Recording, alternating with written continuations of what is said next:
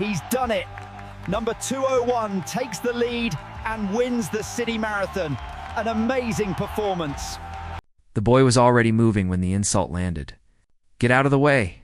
The words followed him like a shove between the shoulders, meant to shrink him, meant to remind him of his place. He did not turn. He did not speak.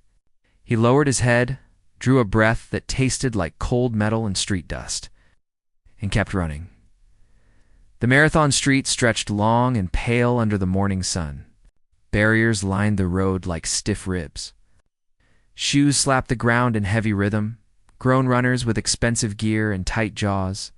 And there among them was a boy with thin legs, worn sneakers, and a number pinned slightly crooked to his shirt. People noticed him because he did not fit. Some frowned. Some laughed softly. Some looked away. He looked about 12, maybe younger. His skin shone dark against the light, his hair cropped close. His eyes stayed forward, fixed on something far beyond the next corner. He ran with an easy stride that did not match his size. Each step was quiet. Each breath was steady. A man near the front waved a hand back at him, annoyed, as if brushing away a fly. Another voice followed, louder, sharper. "This is not a place for kids. Move." The boy slipped past without touching anyone. He did not flinch. He did not speed up. He did not slow down. He simply ran. In the first half-minute, the crowd felt it. A tug of discomfort. A question they did not yet know how to ask. Boy's name was Eli, and he had been running toward this moment. Longer than anyone there knew, Eli had learned early how to move through space without asking for permission. His neighborhood taught him that. Narrow sidewalks, broken glass, loud engines, louder opinions. He learned to read faces fast. He learned when to stay quiet. He learned when to keep going. Running started as a way home. Then it became a way out. Every morning before the sun climbed, Eli ran past closed stores and sleeping buses. The air smelled of wet concrete and old leaves. His chest burned, his legs ached, but his mind felt clear. When he ran, the noise faded. When he ran, the world made sense. His mother worked nights. She left notes on the table written in tired loops, reminding him to eat, to lock the door, to be kind. His father was a memory shaped like absence, the kind that teaches you to rely on your own breath. Eli ran for him too, for the empty chair, for the quiet phone, for all the times he had been told to wait, to step aside, to be patient. The marathon was not supposed to be his. He had signed up through a community program that sponsored kids who loved to move. They gave him a shirt that was a size too big and a number that curled at the edges. They told him to stay safe. They told him to have fun. They did not tell him people would try to erase him. As the race pressed on, the tension grew. The pace tightened. Runners bunched together, elbows brushing, sweat sharp in the air. Eli stayed light on his feet. He listened to the rhythm inside his chest, a soft drum he trusted more than any voice. Another runner glanced back and scoffed. Too young. Too slow. Too much in the way? A volunteer frowned, uncertain, as if rules and fairness were fighting inside her. She said nothing. The crowd watched. Some felt a pull to cheer. Others folded their arms. Silence settled like fog. Eli felt it all. The stares, the doubt, the weight of being seen as a mistake. It pressed against him, heavy as a hand on his back. He let it pass through. He focused on the road. On the line that pulled him forward, there was a memory that came with the ache in his calves. A day when he had lost a local race by inches. A boy, older and taller, had laughed, told him maybe next year. Eli had nodded, smiling, then gone home and run until his legs shook. Not to prove anything, just to be ready. His coach had once told him something that stuck. Run your race. Let the road answer for you. Eli carried those words like a quiet promise. By mile 5, the murmurs grew. The boy is still there. The boy is keeping up. By mile 8, the tone changed. How is he doing that? The runners who had brushed him off began to notice the space he created. He moved cleanly through gaps, reading bodies like wind. His breathing stayed calm, while others gasped. His arms swung loose. His face stayed soft. One man tried to surge ahead, pride flaring. Eli matched him without effort.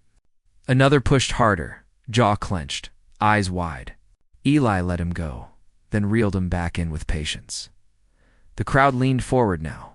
Phones rose. A hush fell, broken only by footsteps and breath. Someone near the barrier whispered, "Look at that kid." Someone else nodded, eyes wet, though they did not know why. At mile 10, a man who had shouted earlier faltered. His stride broke. His face twisted with pain and surprise. Eli passed him gently, not a glance spared, not a word given. The road did the talking. That was the shift. The moment the story turned, Eli felt it too. Not as triumph, but as clarity. The doubt behind him thinned. The path ahead sharpened. He thought of his mother's notes, of the quiet mornings, of the promise he made to himself when he tied his shoes that day. He thought, "I belong where my feet carry me." As the final stretch opened, sunlight spilled across the street like a blessing. The finish banners fluttered. The crowd rose as one, a wave of bodies and breath. Eli surged. His legs burned now, a bright, clean fire. His lungs worked hard but true. He passed runner after runner, each one falling back into the blur. Faces turned. Eyes widened. Respect spread like heat. No one told him to move now. An announcer stumbled over his words, voice cracking with disbelief. The boy is leading. The boy is flying. But Eli did not hear it. He heard only his heart. He felt only the ground. The final 100 meters felt endless and brief all at once. Time stretched. Each step landed with purpose. The finish line drew closer, white and waiting. Eli crossed it first. For a breath, there was silence, the kind that holds weight. Then the street exploded into sound. Cheers rolled like thunder. Hands clapped until they hurt. People cried without knowing why. Eli slowed, chest heaving, eyes wide. He looked back at the road he had claimed. At the runners arriving behind him, faces stunned and humbled. A man stepped forward, the one who had waved him away earlier. His shoulders sagged. His eyes dropped. He nodded once, small and real. Eli nodded back. A volunteer knelt, medal shaking in her hands. She placed it around his neck as if it were something fragile and sacred. The metal was cool against his skin. Someone near the barrier said softly, he never said a word. Another answered, he did not need to. Eli stood there, small and steady, a quiet center in a roaring world. He smiled, just a little, not wide, not loud enough. Later, when the crowd thinned and the street returned to itself, Eli sat on the curb, with his medal resting heavy on his chest. His legs trembled. His hands shook. He breathed in the smell of sweat and sun and victory. He thought of all the times he had been told to wait his turn, to stand aside, to be patient. He thought of how the road had answered for him today.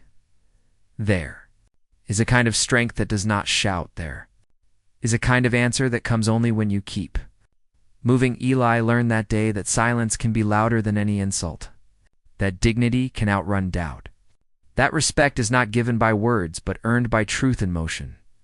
And somewhere, in a small kitchen, a tired woman would read a message and press a hand to her mouth, pride flooding her eyes.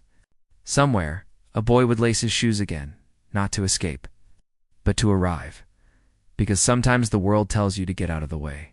And sometimes, the bravest thing you can do is run straight through. If this story moved you, share where you were watching from. Tell us what you felt in the comments. And subscribe for more stories that honor quiet strength and unseen courage.